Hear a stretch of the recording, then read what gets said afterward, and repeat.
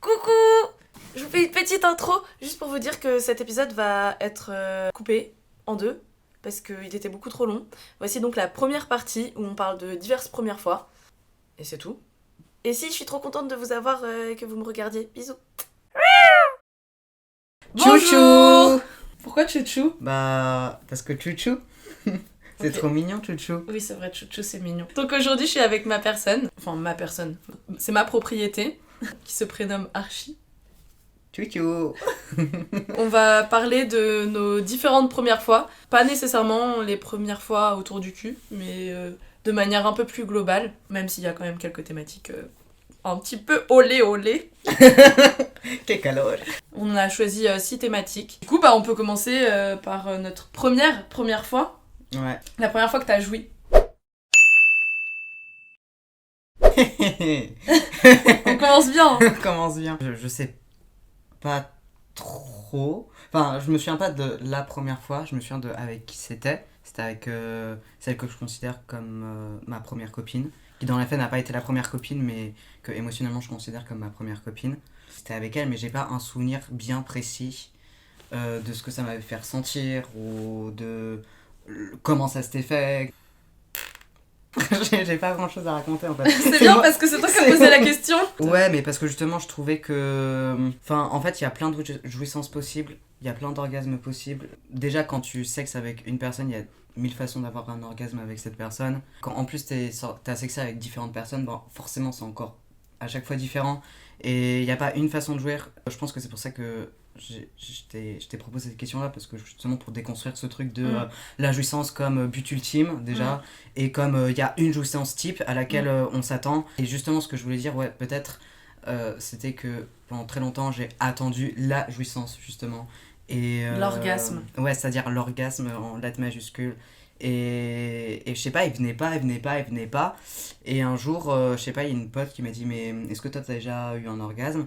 Et je dis, bah, je sais pas, je crois en vrai, mais je sais pas. Ce que tu dis, c'est que, genre, t'attendais d'avoir un orgasme, mais ça venait pas, et à ta pote, tu lui as dit, je crois que j'ai déjà eu un orgasme. Oui, parce qu'en fait, pour moi, j'en avais déjà eu au niveau des ressentis que j'avais eu, mais par rapport à the orgasme, c'est pas ce que j'avais eu. Donc c'est pour ça que je dis, bah, je crois que oui, mais en même temps, je sais pas, et en même temps, si je suis pas sûre, ça veut dire que je l'ai pas eu. Normalement, on le sait. C'est comme quand on est amoureux ou amoureuse, on le sait, c'est pas une question qui se pose, etc.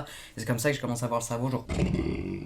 Je me suis rendu compte que c'était pas ça qui était important. En fait, c'est moi qui ai ma propre définition de l'orgasme, je pense. Et que, en fait, c'est juste chiant, quoi, cette course à l'orgasme. On peut très bien avoir du trop bon sexe sans orgasmer. Ouais, je te rejoins sur... de toute façon, c'est un peu la base et c'est assez évident. Déjà, rien que tout à l'heure, tu disais, oui, il y a différents types d'orgasmes selon nos partenaires, nos périodes de vie, etc. Mais il y a aussi, et surtout, différents types de plaisirs. Et l'orgasme en est un, mais c'est pas censé être genre la consécration de l'acte. Et sinon, ce serait très triste. En fait, on a aussi... tous des sexualités différentes et il y a des personnes qui n'arrivent genre jamais à atteindre l'orgasme avec un ou une partenaire, qui y arrivent seuls mais sinon qui n'y arrivent pas. Je trouve ça hyper triste en fait qu'on dévalorise beaucoup tout le plaisir qui peut y avoir autour. D'ailleurs c'est même pas autour, c'est genre qu'il y a point. Enfin la première fois que j'ai joui, c'est pareil en fait. J'ai l'impression qu'on parle beaucoup de l'orgasme et qu'on l'a jamais vu, donc... C'est un peu comme le Covid. Non, le Covid, on l'a vu. Hein. Bon, on le voit pas. Ah oui, non, mais on l'a eu. Bah, l'orgasme aussi, on l'a eu. Non, mais on le sait, le Covid, excuse-moi, moi j'ai perdu genre le... Ah oui, mais tu parles pour toi, parce que toi, t'as eu le Covid, mais en fait, t'étais asymptomatique. Moi, franchement, je l'ai senti, le Covid. Hein. Tu crois que ça existe, des orgasmes asymptomatiques? Ouais, moi, c'est pareil, genre, quand on en parlait avec mes copines, qui me disaient, ouais, j'ai eu un orgasme, j'ai joué avec ce mec, c'était trop bien, et nanana. J'étais en mode...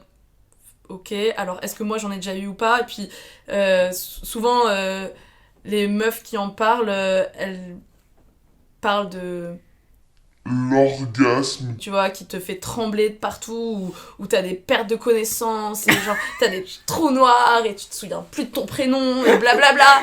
Et du coup j'étais en mode ok, enfin moi genre j'ai déjà eu des fucking montées où j'en peux plus et c'est trop bon, mais j'en étais pas à perdre connaissance non plus. Donc est-ce que ça veut dire que toutes ces fois-là, j'ai pas eu d'orgasme. Effectivement, en fait, ça m'est arrivé une fois par stimulation externe via un cuni de trembler, comme elle me l'avait décrit. Mais moi, en général, je préfère qu'on me stimule par l'intérieur de la chatte. Du coup, je trouve que c'est un autre type de plaisir, ou plusieurs autres types de jouissance, parce qu'au final, j'ai pas ressenti ce truc de toute tremblotante et tout. Et pourtant, j'ai vraiment des poussées de plaisir très très très très intenses. Et je veux pas en fait dénigrer ça, et je pense vraiment qu'il y a plein de fois où j'ai eu des orgasmes sans avoir des pertes de connaissance, quoi, et sans avoir à trembler. Et d'ailleurs, peut-être que je préfère aussi qu'on me stimule par voie interne. Parce que aussi c'est moins... tu sais, c'est trop sensible aussi le gland du clito. En fait, soit c'est pas sensible du tout pour moi, soit c'est hyper sensible et genre limite ça me fait mal. Pour moi, il y a une demi-mesure dans le fait de me faire pénétrer. Et je vois aussi la différence de plaisir que je peux avoir, ou d'orgasme, je sais pas, selon ce qu'on stimule à l'intérieur de mon vagin. Tout ce que je dis te fait rire. Pardon, reprends. L'enfant qui rigole parce que je parle de sexe, quoi. Tout ça pour dire que, pareil, après, même en interne, il y a des stimulations qui sont différentes. Genre, si c'est du va-et-vient, si c'est du crochet, si c'est aussi pour aller taper dans le fond. Non, mais je suis entièrement d'accord avec toi que ce truc-là, vraiment de... L'orgasme. Qu'on vend avec perte de connaissance, on oublie son prénom. Enfin, en fait, on le déconstruit en grandissant. Mais c'est vrai que ça transporte tous les fantasmes de préadolescentes et d'adolescentes. Pas que, hein. Moi, franchement, même en tant qu'adulte, et même encore maintenant, des fois, je me dis, est-ce que j'ai vraiment eu un orgasme?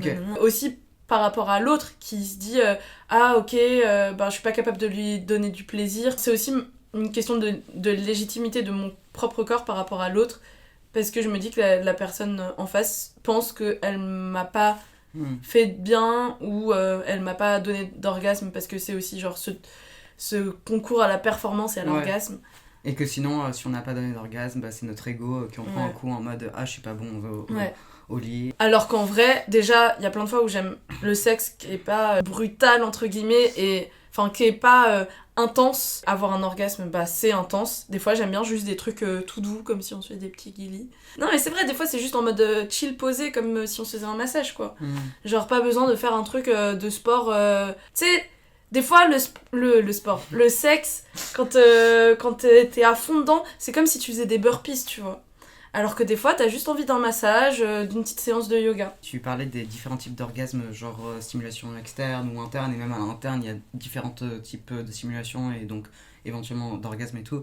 Et ça m'a fait penser à ce que j'appelle les bébé-orgasmes, que genre typiquement parfois je peux avoir, où en fait c'est aucune stimulation avec les organes génitaux, mais juste je prends tellement mon pied à voir la personne prendre du plaisir et du coup à moi être excité, etc., que genre limite ça monte, et forcément c'est peut-être pas comme les autres orgasmes que je peux avoir, mais genre quand même genre sans stimulation sur organes génitaux ou même sexuel, genre je suis là genre ok, genre quand même ça a bien monté, ça a quand même un peu explosé et tout, genre voilà, et du coup il y a what mille façons d'avoir ce truc, cette sensation de montée et puis après de redescente. Il n'y a pas besoin non plus de passer par les organes génitaux, et enfin peut-être que je suis une exception, mais je pense que c'est peut-être important aussi à souligner que c'est possible aussi de ne pas passer par ce qu'il y a forcément entre nos jambes, quoi.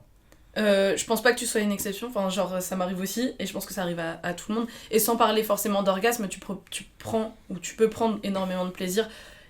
J'ose espérer, sinon pourquoi c'est genre en faisant du bien à l'autre ou aux autres personnes. Merci de parler de... même si là, on dévie un peu du sujet, mais du fait que le sexe, c'est pas uniquement autour des parties génitales.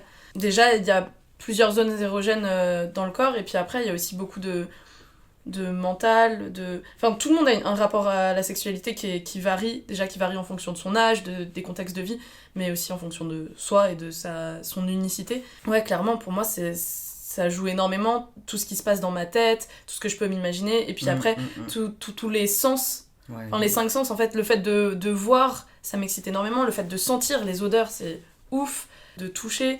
Et tout ça, ça joue au fait que je peux prendre du plaisir. Je prends très peu de plaisir à me masturber. En tout cas, depuis que j'ai découvert le sexe à deux. J'ai jamais d'orgasme quand je me masturbe. Parce que genre il y a tout ça qui rentre en compte en vrai. La première fois que t'as eu des pensées sexuelles pour quelqu'une.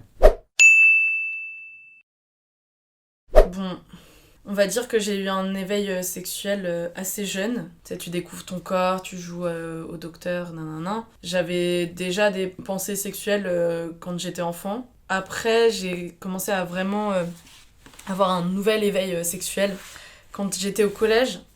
Et en fait, j'étais complètement amoureuse d'un mec qui était dans ma classe qui s'appelle Steve. Et genre, j'étais in love, genre, il me faisait trop rire et je l'aimais trop. Et du coup, à ce moment-là, j'imaginais qu'il me doigtait. Alors que je savais pas ce que ça faisait. Et c'est pas à ce moment-là que j'ai commencé à me masturber en me pénétrant. Juste, je m'imaginais qu'il me doigtait et ça m'émoustillait un peu. Moi, je pense que c'était la personne que m'a fait rencontrer virtuellement. En gros, c'est quand j'habitais à Milan, que je faisais mon coming out d'orientation sexuelle. J'étais en mode, oh mon dieu, je suis un monstre, rien ne va, etc. Une de mes potes m'a dit, écoute, moi j'ai une amie lesbienne.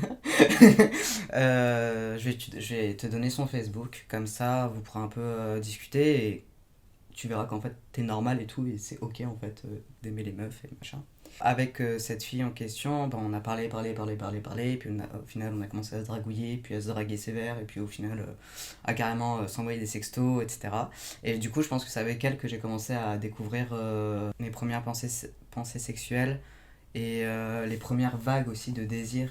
Enfin, j'en avais eu déjà des premières vagues de désir, mais c'était en lisant des bouquins. Mais là, pour quelqu'un, c'était la première fois. En plus, c'était virtuel. Enfin, je la connaissais pas. Je l'ai jamais rencontrée de ma vie. En plus, Oh my god. Jamais rencontrée. On devait se voir et tout. On faisait plein de plans, mais au final, on ne s'est jamais vu. Pourquoi ? Parce qu'on n'a jamais eu l'occasion, en fait. Elle habitait à Toulouse. Moi, jamais eu l'occasion d'aller à Toulouse. Enfin, juste la vie a fait que. D'ailleurs, c'est elle qui, indirectement, m'a appris qu'on pouvait être une meuf et se masturber. Je me souviens qu'une fois elle a dit, ah putain, je sais pas, tu me donnes tellement envie, je te désire tellement que du coup ça me donne envie de me masturber, etc. Et ça m'a jamais choqué quand elle m'a dit ça. J'étais en mode ok, tu vois. Mais je pense que c'est là où j'ai commencé déjà un petit peu à avoir ma première déconstruction sur ok, on peut se masturber même si on a une vulve. Alors qu'avant tu pensais que la masturbation c'était réservé aux... Non, je le pensais pas, mais la société faisait que.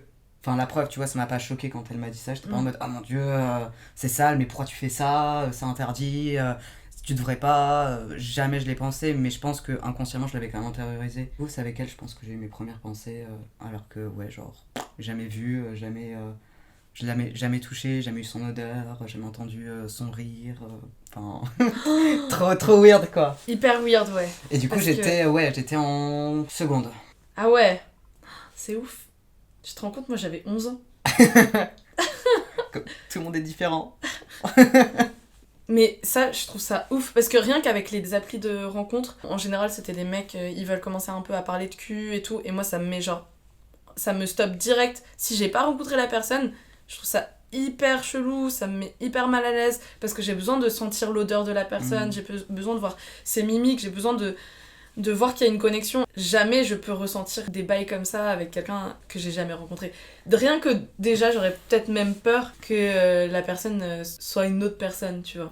Ouais, bon là j'étais sûr que non, vu que c'était la pote d'une pote. Maintenant je suis d'accord avec toi, il me faut ce truc de connexion et je pourrais plus avoir de désir. Mais je pense que c'est aussi parce que voilà, on était quand même jeunes. Je pense que c'était l'éveil sexuel, tu vois, aussi. Et puis en vrai, elle me chauffait avec ses sextos, enfin... du coup, au bout d'un moment... Mais je suis d'accord avec toi, maintenant je pourrais plus. Enfin, j'ai besoin de... la personne en chair et en os, quoi. Après, pas de jugement, enfin, je sais que j'avais rencontré une meuf qui me disait qu'elle arrivait pas du tout à envoyer de sextos, genre, aux personnes qu'elle fréquentait. Mais, par contre, elle aimait bien envoyer des sextos avec des personnes qu'elle rencontrerait jamais. C'était ça qui l'excitait. Ouais, donc, je pense chacune, encore une fois, ses plaisirs, ses sexualités, ses désirs et tout ça. Voilà, c'est la fin de la première partie de l'épisode sur les premières fois. On se retrouve dans 2 semaines pour la deuxième partie de l'épisode. N'hésitez pas à vous abonner. Enfin, non, abonnez-vous. Sinon, aussi, vous pouvez vous abonner sur mon compte Insta Clitosaure et écouter le podcast Clitosaure. Bisous. Bisous.